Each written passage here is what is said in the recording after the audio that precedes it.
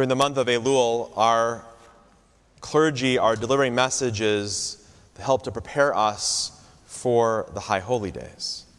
And when we think about the words of the Shema, we know them well. Shema Yisrael Adonai Eloheinu Adonai Echad.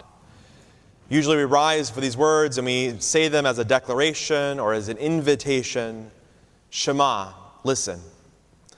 Listen not only with your ears, listen, our tradition tells us, with our heart, with our memories, with our imagination.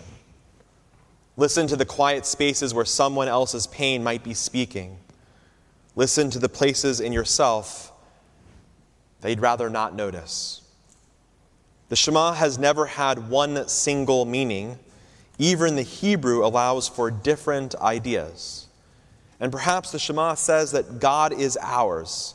Sometimes it says that God is one, or that God is alone. The words themselves resist a single or simple definition. And maybe that's the truest teaching, that wholeness does not erase multiplicity. That the one can only be known through the many faces, the many ideas, the many souls that are in this sanctuary and beyond. I think that we see this in our lives all the time. Each of us walks with a different story. Some of us are here grieving tonight. Some of us are celebrating. Some are lonely, and some are tired. Some are searching for God. Some are sure that God is not there. Each of us carries a different fracture, a different weight, a different scar. And beyond us, the world feels so deeply broken. We're now living at a time when listening seems incredibly scarce, where voices are raised not to understand but to drown each other out, where scapegoating is easier than compassion, when human beings are flattened into stereotypes, categories, and enemies, where hatred so often takes the place of respect. This week is all about that. The Shema does not ask us to ignore that brokenness any more than it asks us to ignore the brokenness of our own hearts.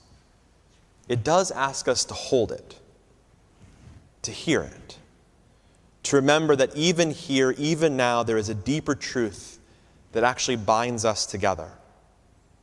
And that truth is when we say Adonai Echad, Adonai is one. We do not mean that life is simple or smooth.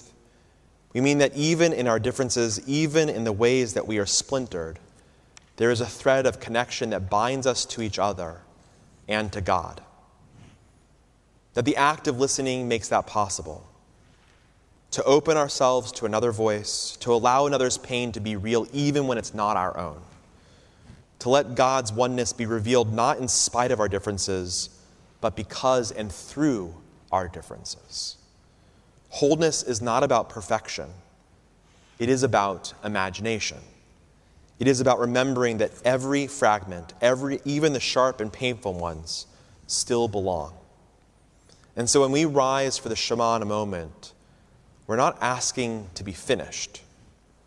We are asking to listen to the one who holds us, to listen to the people beside us whose struggles are not the same as ours, to listen to the brokenness of a world that longs for healing, to listen to the still small voice calling out to us, to remind us that we're not alone. This is the gift of the Shema, that in a world of multiplicity, in a world of contradiction, in a world deeply fractured, that we can still say together, Adonai Echad, Adonai is one.